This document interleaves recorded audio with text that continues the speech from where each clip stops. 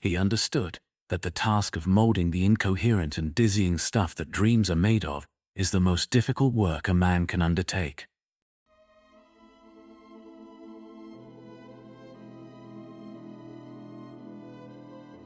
In 1940, the Argentine writer and poet Jorge Luis Borges published a short story titled The Circular Ruins.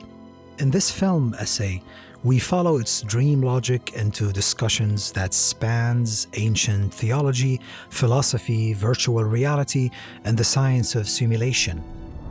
This piece is a meditation on dreams, reality, aesthetics, and creation, asking how we build worlds and what it means to exist inside one.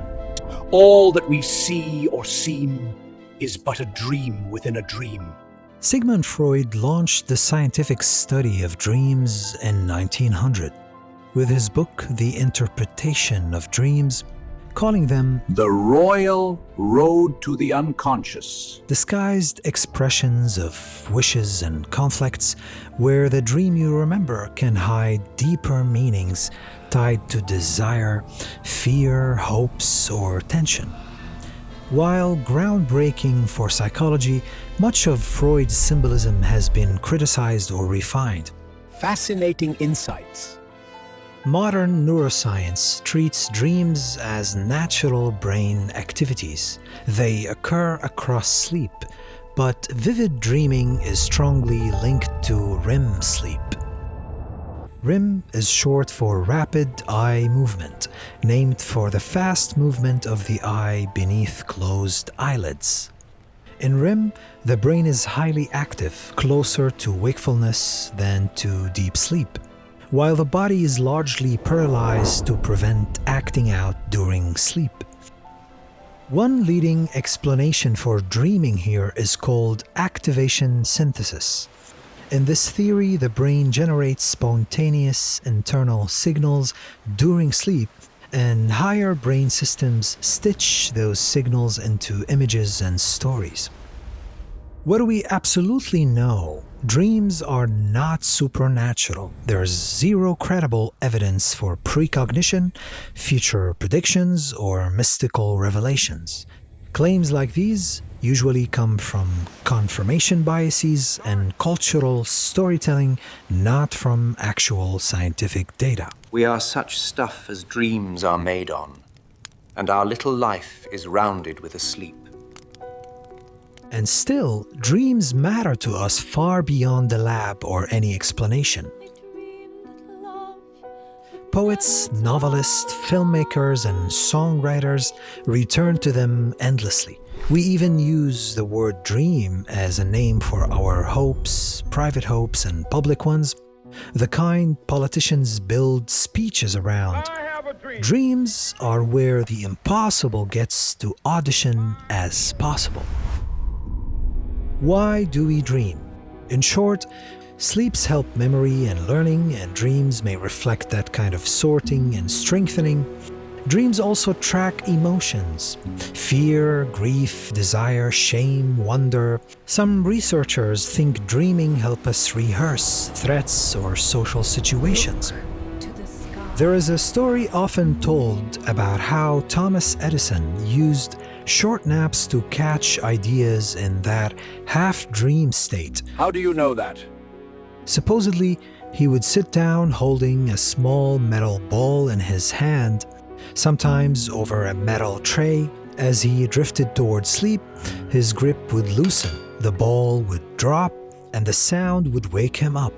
That way, he would surface right as an image or solution was forming in his dreaming, half-sleep, half-awake mind, so he could write it down and try again before he slipped deeper into sleep and lost it. Dali napped with spoons dropping for ideas. He was chasing what researchers call the hypnagogic state, that brief transition phase between wakefulness and sleep. In that window, attention loosens and the brain's planning and self-monitoring systems relax, so thoughts can become more associative, more likely to jump by unexpected links, instead of strict logic, more exploratory than linear. Research suggests this looser mode can sometimes make surprising connections easier to notice, which can help with creative insight. Einstein slept with keys for inspiration, and I lit up the world. The larger point here isn't only what dreams are, but how can we talk about the human experience without slipping into mysticism? There's one physical world, but we describe it as many levels and many layers, neurons and laws, but also meaning, stories, and lived experiences. Some scientists and philosophers call this worldview poetic naturalism. Dreams fit naturally inside this frame. At the core level, they are biological neural activity during sleep. But at the level we actually inhabit, they can feel like built-in simulators crafting worlds from incoherent material that still feel real from the inside.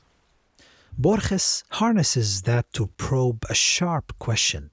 If the mind can anchor vivid layers from nothing, what does that suggest about reality's authorship? All that we see or seem is but a dream within a dream.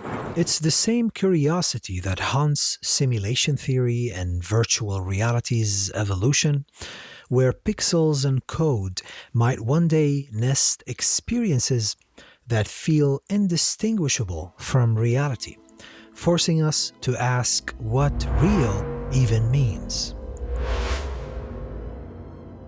If you can inhabit a world that feels real, who built yours? Coming next in part 1, Borges' simulation and the unsettling logic of created realities.